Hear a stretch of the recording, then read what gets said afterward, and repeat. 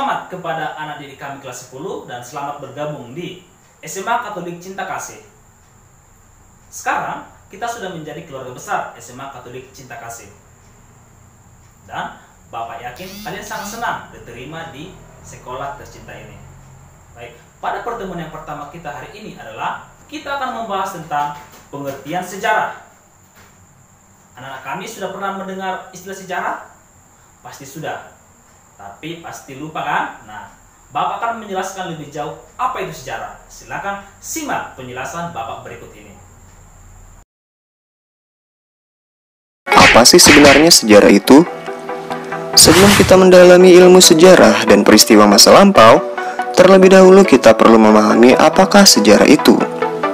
Secara etimologis atau asal-usul katanya, kata sejarah dalam bahasa Indonesia berasal dari bahasa Arab syajaratun yang berarti pohon.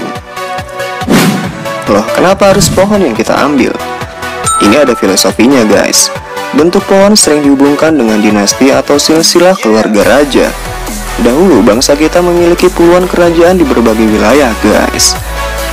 Pohon diidentikan memiliki akar, batang, cabang hingga daun yang memiliki filosofi suatu peristiwa berhubungan dengan peristiwa lainnya. Kata syajaratun kemudian diserap dalam bahasa Melayu yang kemudian berubah menjadi syajarah, karena bahasa Melayu adalah asal muasal bahasa Indonesia sekarang. Kemudian dalam bahasa Indonesia yang baku disebut dengan sejarah.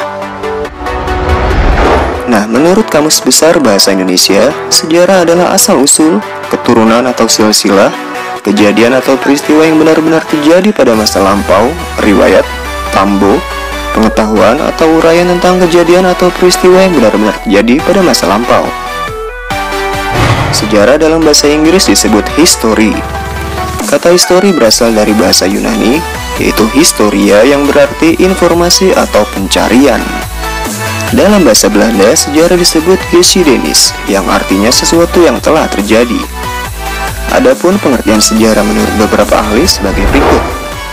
Menurut sejarawan asal Tunisia, yaitu Ibnu Khaldun, mendefinisikan sejarah sebagai catatan tentang masyarakat umum manusia atau peradaban manusia yang terjadi pada watak atau sifat masyarakat tersebut.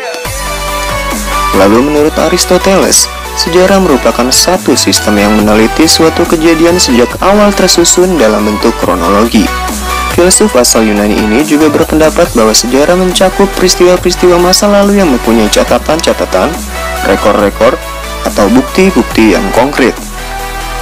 Kemudian menurut Muhammad Ali, berpendapat bahwa sejarah merupakan keseluruhan perubahan dan kejadian-kejadian yang benar-benar telah terjadi.